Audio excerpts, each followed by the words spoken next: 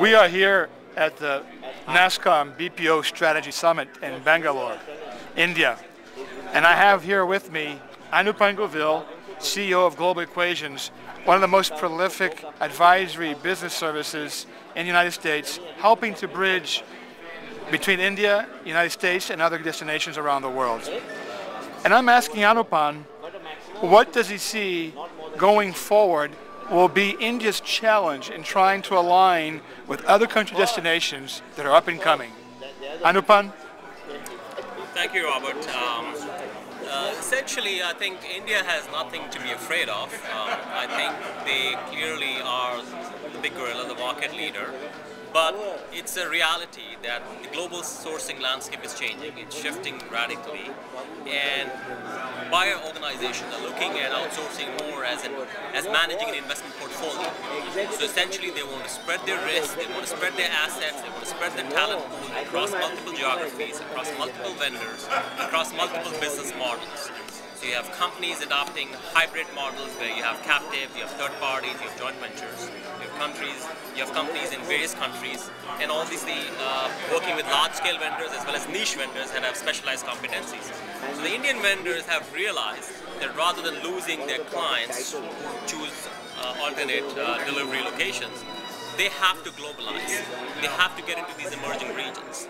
Hence, they have to partner, they have to create greenfield operations in these emerging destinations, whether they're nearshore or farshore. And I think that's creating a huge sort of a symbiotic wave where these emerging destinations benefit not only from the investment dollars flowing in, but also from the expertise of these Indian vendors who have process maturity, they have scale, they have obviously good client relationships. So to me, it's actually a great opportunity.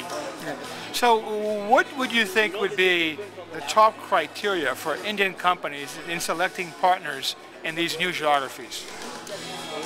Well, first of all, I think they have to be market-driven in their approach, in the sense that the clients will be directly or indirectly telling them where they need to be in terms of talent pool, in terms of diversifying their geographic risk. So when they're looking for partners, I think they have to look at a couple of key factors. One is obviously the location itself has to offer, all the fundamental attributes that are essential for setting up an outsourcing location, whether it's infrastructure, regulations, business environment, and so on. But on the other hand, they also have to look at destinations that have a reasonably mature vendor pool, because in many cases the companies want to partner. In other cases, they may want to set up their own location. And then obviously they have to look at how that particular location or the vendor, if they're partnering with them, is going to be able to adapt to service their clients or their markets. Anupam, you work with several different country destinations, Jamaica, Jordan, Costa Rica, and many others. How are you now aligning those country destinations and partnering with India? Well, our engagement usually starts with an in-depth sort of analysis of their capabilities and advisory support in terms of helping them position that destination. But once we feel confident that they're ready to go to market, we look at entry points for them by way of creating unique differentiators which will help them tie relationships with Indian vendors. Today, really, India is looked upon as a stepping stone. Every emerging destination wants to have relationships with Indian vendors. And when we talk to these emerging destinations, our advice to them is, first of all, get your story right. And once you do, then, we need to be getting face-to-face with the Indian vendors and coming up with a win-win value proposition. At the end of the day, the Indian vendors are sharp and they have many options to choose from. So if they don't see a win-win proposition, they're not going to do a deal. So what we focus on is on defining the win-win value proposition.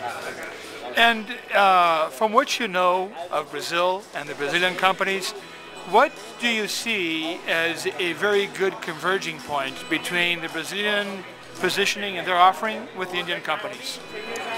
That's a very good point. I literally liken Brazil to the Amazon forest, in the sense that it's got so much potential, but it's virtually untapped, especially from an outside world perspective.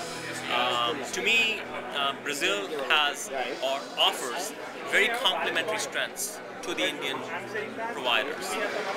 First of all, they're nearer shore to the U.S. market. But more importantly, I think two things stand out when you look at the Brazilian outsourcing market. One is they are surprisingly very mature, because Brazil has had a very thriving domestic and regional industry in the IT and ERP field.